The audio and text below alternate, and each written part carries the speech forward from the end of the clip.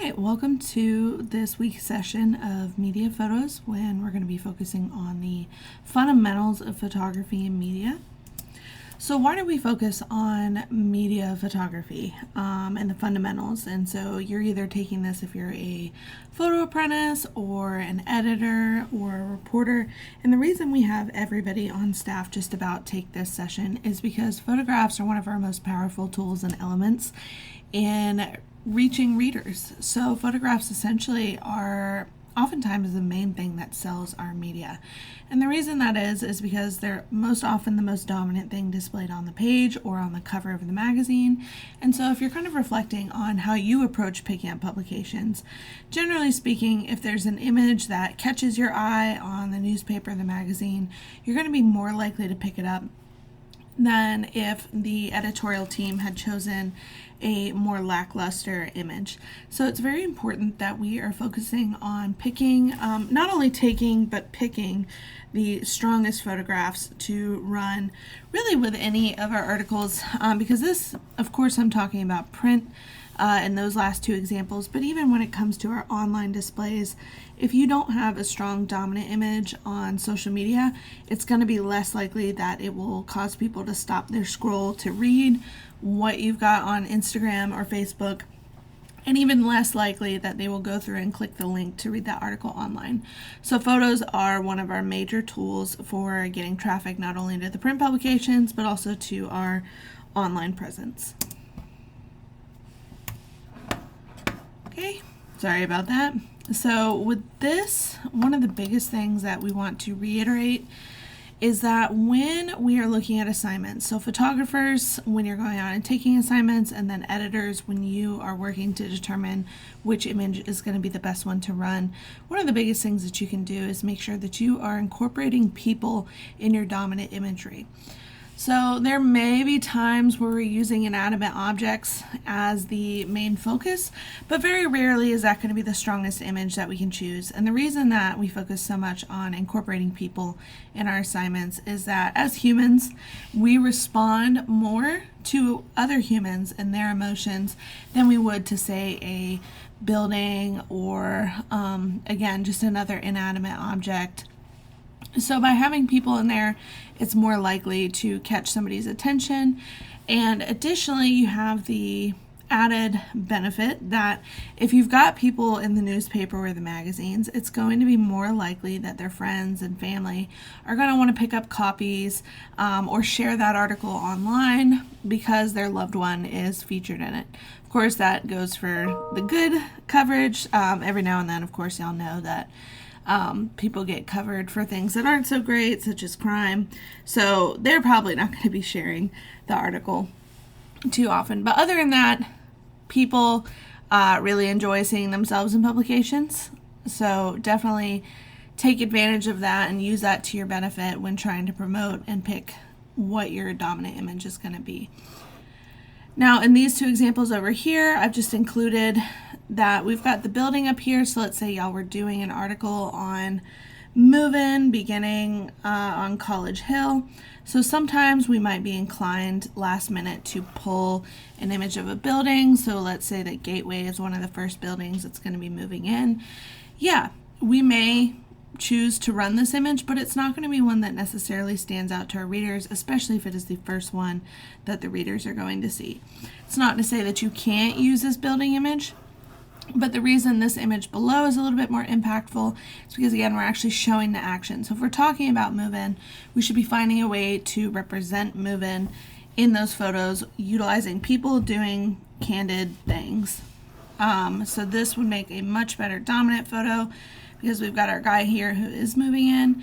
And then if you wanted throughout the story, whether that's online or in print, to break up the type and embed other article or images of inanimate objects such as the dorms or, graphics and things like that, that's definitely where you can still use those. It's not that these aren't usable, it's just we should stray away from using these as the dominant image when possible. And then just going with the incorporating people aspect, sometimes one of the biggest, challenges for photographers specifically is that their hours don't always line up with getting that photo of people in there. So a lot of times, like the nightlife photos, students may not necessarily be available to go out on the weekend and go downtown and get pictures. And that's okay. I would say that 9 times out of 10, especially if we're doing some kind of good coverage in the community, the sources more often than not are going to be willing to work with you and set up a time that they're available and you're available to get that photo. So in the case right here that I've included on this slide of still life, once upon a time we were doing a feature on bartenders around the Greenville area. And so with this one, this was before Still Life had their extended daytime hours. So the photographer was having a little trouble. And of course, could we have gone with just a picture of the Still Life building? Sure. But y'all are looking at the same picture I'm looking at, and it's just not as visually appealing as either going inside or getting a picture, of course, of the bartender that is being featured. But again, in this case, it was as simple as the photographer and the reporter working together to connect the photographer and the source.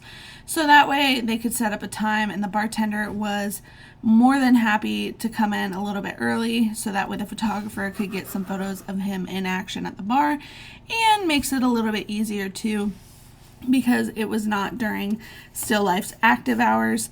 And so in this case, our photographer wasn't having to fight around the crowds and things like that, and it just worked out really well. Of course, it's not always going to shake out like that, but 9 times out of 10, if you just communicate some scheduling needs and try and set things up with the source, they're going to be willing to accommodate, especially if they're excited for what's being featured in the paper or in the magazines.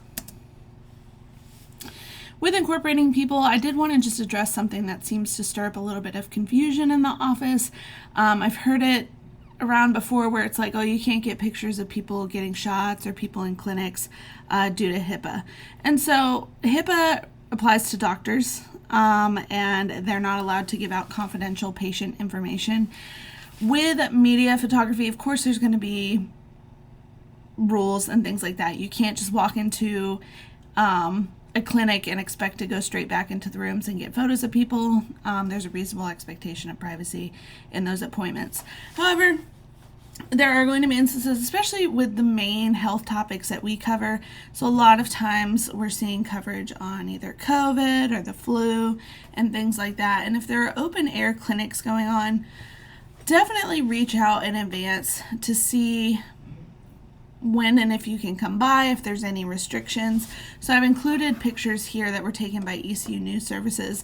So you're definitely allowed to take pictures of people receiving vaccines and things like that. Sometimes it just takes a little bit more communication and making sure that the person involved is okay, but there are also ways around that. So in these cases, on this example with photos by Cliff Hollis, you've got the medical professional here, and then also a student from the health sciences campus getting her shot. So of course, sometimes the medical students may be more likely and more willing to be in these kinds of photos. But then you see down here, you've got a student getting a shot at the Flu Fest, and that's included. And yet another example of a medical student getting a flu shot. And then just going back to the COVID vaccines, we've got this one where the patient is turned around, but then we do have the nurse administering the shot. And another example down here. And then, of course, sometimes in these cases, if you don't have people that are willing, you certainly can always get pictures of the people working the event and the practitioners, whether that's at the check-in stations or as they're setting up supplies and things like that. So do think outside of the box when needed, but don't think that you just can't go to these events and take pictures. Sometimes, like I said, all it takes is a little bit of commuting just to clarify if there are any restrictions or anything that you should be aware of. But I did want to include those examples to show that on this campus, News Services regularly goes and covers those things. So certainly Pirate Media One can as well. And of course, there's always other workarounds if you're told, no, this is private, and things like that. Another thing with people, as you are going out and taking photos of crowds or just individuals, don't be afraid to get close. I will say I see this most often with photographers who are newer, and they are afraid to, they feel like they're being intrusive and things like that. especially on campus or even just at public events, people are pretty much aware this day and age that somebody's probably going to be there taking pictures. So as long as you're not like standing in front of, in this case, the orientation assistants and getting in their face with the camera, it's probably not going to cause any problems. And so this photo example up here, while the photographer did their job, they went and got photos of orientation assistants giving tours. It's not the strongest photo for two reasons. Number one, we can't see our subject's faces, how they're interacting. And as a reader, I don't really feel particularly involved in this photo. It's very clear to me that the photographer was an outsider. And so there's certainly ways to strengthen this. Another thing to consider with these kinds of shots is that at least the main subject in your photo, their head needs to be the size of a dime. And so in this case, nobody meets that criteria. And so again, we don't really want to act like paparazzi.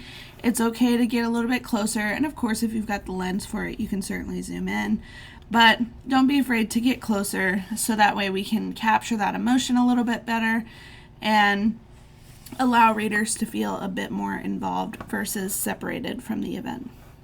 And if you're nervous, that's why we give out those in-house press passes. So if anybody ever gives you a weird look, generally speaking, all you have to do is kind of quickly show them your press pass. You don't really have to say anything, and generally people are going to be like, oh, okay, press. That makes sense. But I would say even then, a lot of times people aren't questioning it, especially with these kind of campus events or big public events. Again, it's just kind of expected that someone will be taking photos. The one exception to dominant imagery, I would say, and where we may not always include people in that main dominant image, is going to be when food is the subject. There's just that slight exception. Definitely still get pictures of people at the establishment, but when we're covering or reviewing a restaurant, oftentimes the food is going to be what our reader wants to see first, and then all other images can play a secondary role. So this is going to be a much stronger image that catches your reader's attention, whereas this one, not really going to stop me in my tracks necessarily. Of course, you could do a little mix between the two. If you've got a patron who's willing, you could certainly have a picture of them eating their food, but you know, there's a lot of people out there who are not interested in having their picture taken while they're eating. It's just kind of a toss-up, so just keep that in mind, that food generally is going to be a stronger dominant image, and then these other images might play a secondary role. Going back a little bit to the medical point before, but also kind of just delving into other ways to highlight your subjects, do consider using your selective focus, especially if you're working with an inanimate object. You can certainly still have that human presence in the photo. So we've got a nurse right here pulling from the COVID vaccine, but we can tell based on how the photographer used their selective focus that the vaccine itself is the main subject, and then all else is just kind of falling in the background. So don't be afraid to get creative. Again, kind of going back to sometimes medical environments and medical stories may be a little less likely to work with you, depending on what the topic is. But I will say most times the professionals themselves can schedule out times where you're able to get the shot that you needed. And I do like to include this shot as an example. Not that awards are the most important thing, but this actually won in a pacemaker a couple of 2 years ago from the University of Kentucky, and it won second place nationwide for news photography. And again, not to poo-poo it or anything like that, but it's not a particularly like jaw-dropping photo, which a lot of people would expect for national awards, but it does a great job in telling the story, especially with the way the photographer composed it, and again, use that selective focus. So don't overthink it, or look down on these kinds of photos because they may not quite have the action that you're looking for or would think you would need to look for an award-winning news photo. This does a great job with storytelling, and is ultimately pretty simple at the end of the day. So don't overthink these things. And again, I like to use this photo for focus, just to kind of show that there are different ways, especially when you're working on focus, to tell different parts of the story. Now, certainly this is an older image, but the photographer could have just gotten a picture of President Obama, then Senator Obama, just sitting at the table with his feet on the table, and looking at this paperwork, and that could have stood as is without the selective focus. However, when you employ selective focus, it does help to tell a little bit more of a different story and allow the reader to understand what direction the story is going in. So if we were teaching this in person, I'd go around and see what everybody's thoughts were about what this article is going to be about. But at the very least, this image is highlighting some of the examples I've got in the past is that he's not flashy, like he's not worried about having to buy new shoes and things like that, and he's down to earth. So that's one perspective that I've gotten before. But then, of course, the other perspective is that this is when he was working on his campaign. Some people said that this is giving pretty much the story and the perspective that he's working really hard, hitting these campaign trails, to the point that he's wearing holes in his shoes. So either way, it's just unique to see the role that perspective and focus can play in your photos and the kind of stories that it allows you to tell through photos that could otherwise be a little bit more mundane or average without the use of that focus. Speaking of focus, this is a little bit of a different take on it, but when you are covering big events and you're getting those crowd shots, I encourage you to look for pictures of individuals in the crowd that will help to sum up the overall energy. It's not bad to get a photo like this top one right here, where we're just showing the vast amount of people that have shown up at this event. But again, this is not going to be your dominant image. It's not going to stop people in their tracks necessarily. It's a great secondary image to help tell that story of how many people were there. But when we're looking for a dominant image, this is a better one because we've got focus on this girl who's clearly our main subject, and we're still getting that shot of the crowd in the background. So we know there was a lot of people, but we're allowing her to kind of represent the overall energy in this instance. So again, finding a way to incorporate a subject whose face is going to be at least the size of a dime is going to be a strong way to capture crowds and their energy. Just some more examples of that. Again, not a bad thing to get some pictures of the stands, especially if you're covering a sporting event, just to convey how many people were there. But generally speaking, we are going to want to get the crowd shots that are showing the most energy of the crowd itself. So whether they're happy, angry, sad, you want to get it all, but you do want to focus on the individuals and have them tell that story versus up here. The only time I could think of where a crowd shot like this might be more important than this one is if for whatever reason we had a story about how the stands were empty at the game before halftime. That would be a pretty strong image to use as the dominant one. So there are always exceptions to rules, but generally speaking, we're going to be prioritizing these kinds of images. Photographers, also make sure that you are focusing on faces and not backs. Again, the top image is a lot of times what I'm going to see with newer photographers who are still a little bit nervous in public spaces and they're afraid to take photos of people and get their faces because they're afraid of how people react. But again, most times people are going to be accommodating, especially if they're having their picture taken for a good reason. So in this case, all it really took for the photographer to get a much more engaging photo was to wait for the game to start and readjust themselves to where they can still get that face in there versus this one where we've only got backs. So even though the photographer met the requirement for having people in the photos, these aren't the kind of photos that are going to have much of an impact on your reader because I can't see their faces and their emotion.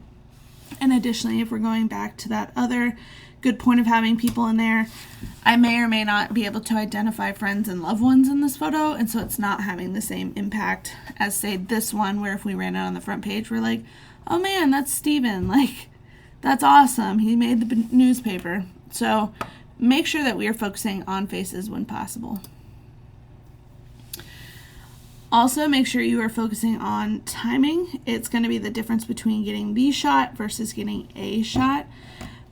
Before you go into an event, and this isn't always possible, but With some events, you can kind of figure out what your decisive moment might be. Go ahead and have a mental note of that. Essentially, the moment a photo is going to be most significant. Again, some events this is going to be more obvious. Other events you're going to kind of have to be on your toes and remain observant in order to figure out what that decisive moment is going to be.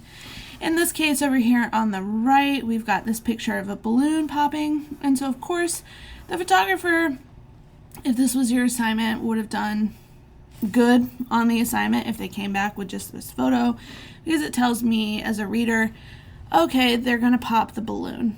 But you and I both know the far more visually intriguing image is going to be the moment the balloon is popped. So yes, left is doing its job, but right is far better. And we always want to aim for far better when possible. So just make sure that you're not just going to an event and staying for 10 minutes, taking some pictures and leaving. Like, yes, are you doing the assignment? A bare minimum, but yes. But ideally, you're sticking through majority of the event, or at least long enough to capture that decisive moment for the event itself. This is just another example of a decisive moment concept. So over here on the left, they've got these guys preparing to lift this car with duct tape. I can deduce that from the photo alone, and so sure, could this photo serve as the dominant image, because it does help kind of tell the story and tell your reader what this article is going to be about? Yes. But again, you and I both know that the more exciting imagery is going to be the one that shows whether or not the duct tape did or did not get the car off the ground. Additionally, in this case, your decisive moment is not going to wait on you. You need to be paying attention, because just like with the duct tape, you don't always have a lot of time to capture those images, and so you want to make sure that you're ready, especially with events like this one where it's kind of obvious what that decisive moment is going to be. You need to be on your toes and ready to get that photo, because once it's over and there are no redos. With timing, it's also important to make sure that you're factoring timing into planning. A lot of times when students go to get photos for an assignment and they come back and there's no people in the photos, a lot of times the excuse is, well, I went and there was nobody there. And it's like, okay, well, what time did you go? And let's say it's a picture where they had to get photos of somebody at Starbucks. I don't know, maybe a student went at 3 in the afternoon, not between class changes or anything like that, right in the smack dab in the middle of classes. Yeah, there's probably only going to be like one person in there, or just people working at the counter. With Starbucks and wanting to get heavy traffic times, you're probably going to be looking at early in the morning and going out that way in order to get that high impact photo with people. So do make sure you're factoring timing into planning. Some examples over here. When is the best time or day to get a picture of kids playing at the park? Of course, during the weekday. A lot of times if you're looking after school, so maybe around 4 p.m. in the evening, things like that, but probably your best bet is going to be a Saturday, and also checking the weather to make sure it's going to be sunny. The best time of day to take photos of people at the movie theater. Sometimes that's going to be just your luck. They've got a big blockbuster movie opening during the week at a midnight showing or whatever. That might be a great option if you want to go at that time. But of course, there are far better options, such as weekend shows. Generally got a good amount of people coming in and out of the theater Friday and Saturday night. But lastly, if you don't have time on the weekends, sometimes there's a spot in the schedule that you can work around. So Tuesdays in Greenville, they have $5 movie tickets, and that generally is the one weekday where there's quite a bit more people than usual. So sometimes there are more options than just one.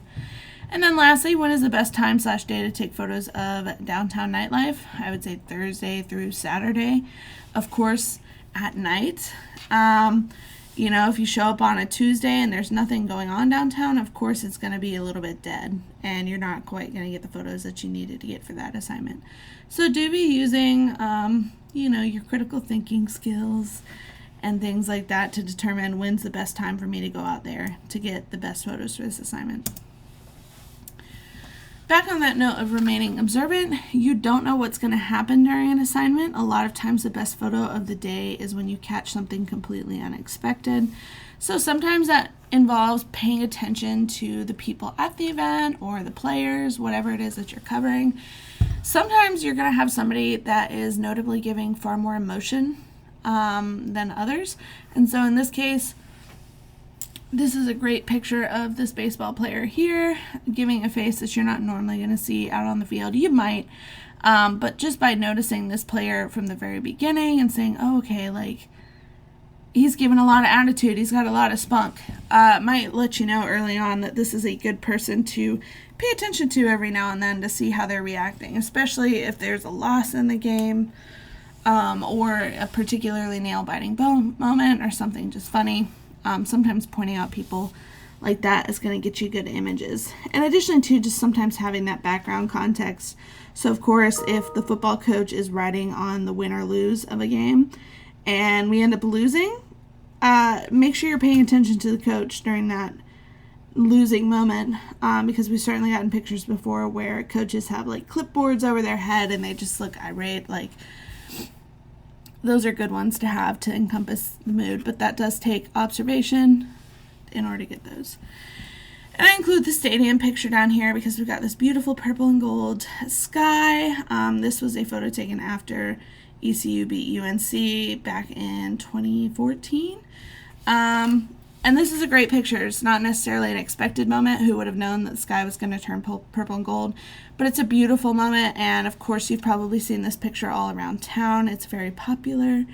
But this is not our picture. And the reason I bring this up is not to by any means make fun of this photographer. It's just a good learning experience. It's our old visual arts editor back then. He's a great photographer, by the way.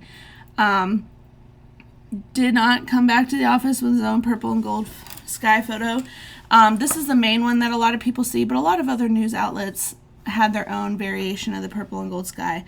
We did not have one, and of course that came up in critique, where the director was like, where's our purple and gold sky photo?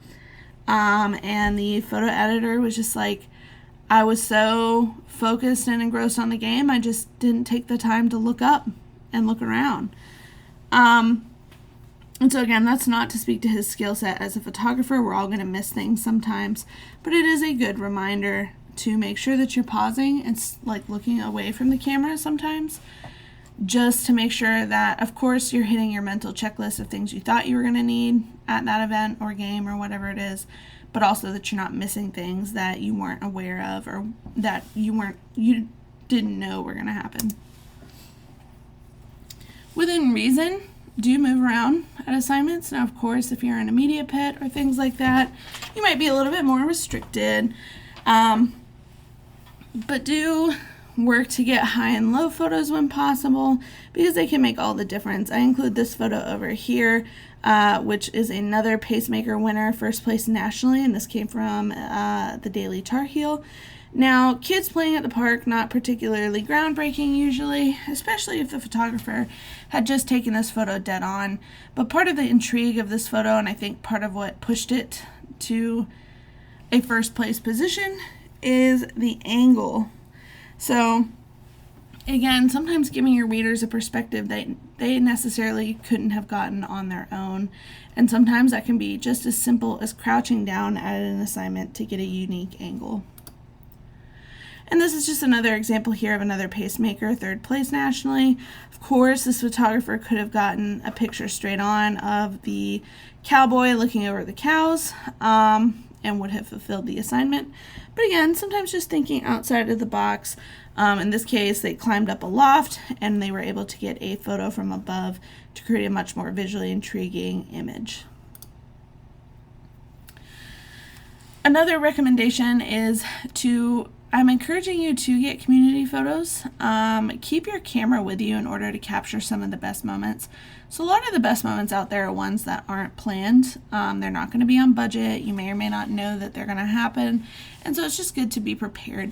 Now, I know photographers, you guys sometimes have expensive equipment, and so you may not always be carrying your full camera gear around. It's a good thing to walk around every now and then with your camera and see what you can capture on those days. But we're all pretty fortunate here in 2023 to carry around cameras in our pockets. So if you see something interesting, don't be afraid to capture a picture of it on your iPhone. Journalists use whatever tools are available to them. So whether you are a reporter or a photographer, you are still a journalist out there to capture stuff. And so don't be afraid to use that camera on your phone, especially if something pops up in front of you that's interesting, whether that's breaking news or just something simple like all of these students in their little hammocks on the campus mall. All right, we're going to look at cropping / framing photos really quick. So when cropping a photo, be sure that you are cropping to tell a story. A lot of times we do see bad crops. I'm sorry, designers, but at the hands of designers, not necessarily the photographer. I'm sorry, I don't mean to pick on y'all, but it is true. The photo should tell you how to design the page, not the other way around. So if you're receiving a horizontal photo, like this one on the right, do not try to turn it into a vertical orientation because you think that that's just what will work better on the page given the space. You are going to work with your photos for that day based on what's provided in it. Now sometimes there is going to be dead space or negative space in a photo that you can crop out, and you can certainly be on the lookout for those things, but we don't want to lose elements that tell an important part of the story. So yes, on the left, this is still very much a cute picture of this dog, but I'm missing an element. As a viewer, I'm wondering, okay, why is this dog so excited? You can't necessarily tell me as a reader because we have cut out the ball. So do not cut out the ball if it is already in the photo. When I was talking about negative space or dead space, things that aren't necessarily pertinent to the reader understanding the photo, definitely go ahead and crop that out. So in this case, we've got the speaker right here. It's very obvious what she's doing, but there's a couple of distractions in the photo. So we've got an elbow over here to the left, as well as a big yellow balloon that's distracting. Go ahead and chop those off. They're not important to the storytelling aspect. If you wanted to get an even closer crop on her, you could cut this guy's head out, but I do think he is important here to help tell the story of the fact that this woman is speaking to a crowd. But a lot of times there's more than one way to crop depending on what you need to keep or take out, so just make sure you're considering that as well. You do not always have to center your subject, so do consider the rule of thirds, especially when you're working with a subject that is in motion or is looking in a certain direction. We don't need so much behind them, just a little bit of padding so this image isn't restricting on them, but we want to keep that directional flow with our photo. So in this case, the bird is walking and we have all this extra space in the direction he's walking. If someone's riding a car, walking, riding a bike, things like that, looking off in the horizon, we want to capture those implied lines and directional focuses so that way it appears more natural to our readers. Do not cut off limbs at the joints. Again, while we can certainly crop if needed, our worst crops are when we are lopping limbs off of people. Of course, sometimes the photos that we get in assignments, that just is what it is. Somebody's hand went out of frame and we can't always help that. But I have seen bad crops, again, sorry designers, at the hands of designers trying to force photos into a space where it doesn't necessarily fit. You can crop people in photos, but there are certain areas where you want to keep that crop at. So one of the first crops you can do is shoulders. You can also do waist, mid-thigh, and then they also say you can do shins. I'm not a huge fan of cropping at the shins because I think if you're already close enough to the feet, why not go ahead and get the feet in there? But it is an option. So just keep that in mind. We don't want to cut or crop in awkward spaces or lose limbs. On that note, don't give subjects a bad haircut. Every now and then you may need to shave a little off of a photo in order to accommodate it a little bit more to the space. This is a bad crop over here because we've lost the majority of the top of his hair, whereas this, you can see they shaved a little bit off the top, and that's okay. Sometimes you might need that space for designers to accommodate a caption or things like that. So just shaving a little bit off the image, either from the top or the bottom, can work sometimes in your favor. Do make sure that you are cropping at eye level for larger images, especially dominant ones and things like that. You want it to feel natural to your readers. This feels unnatural. We wouldn't regularly be this close to this man. The only time I would say that you consider a crop like this is if it was being run small as a mugshot or a headshot of this person. Because again, in those cases, we're really focusing generally on shoulders up and getting that close view of their face.